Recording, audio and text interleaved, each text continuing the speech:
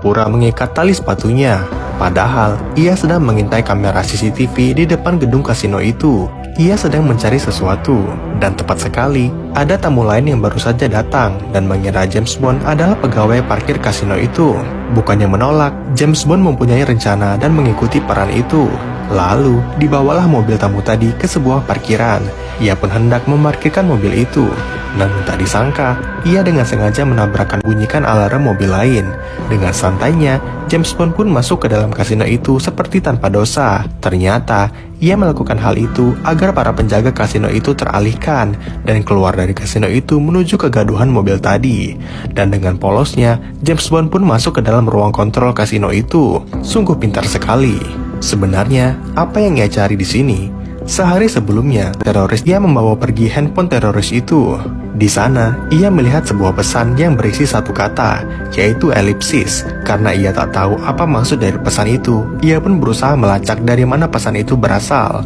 James Bond memanfaatkan komputer atasannya yang terhubung dengan server pemerintahan Inggris untuk melacak sumber pesan itu. Terlihatlah sumber pesan itu berasal dari Bahamas, tapi informasi itu tak cukup. Ia terus menggali lebih dalam. Karena komputer ini sangat canggih, komputer ini bisa melakukan pelacakan dengan jarak yang sangat akurat.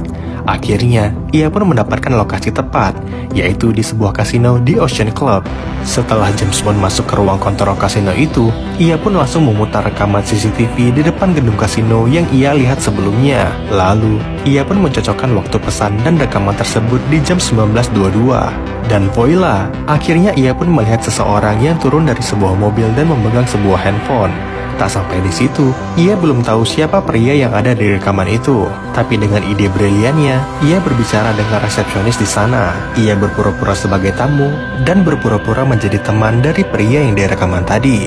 Dengan daya tariknya, wanita ini tak segan memberikan informasi pria itu dan mengatakan bahwa pria itu sedang tinggal di sini. Begitulah cara James Bond melacak targetnya. Tak lama, James Bond pun mengunjungi. Dan benar saja, pria yang ia cari sedang melihatnya balik dari balkon rumahnya. Lalu,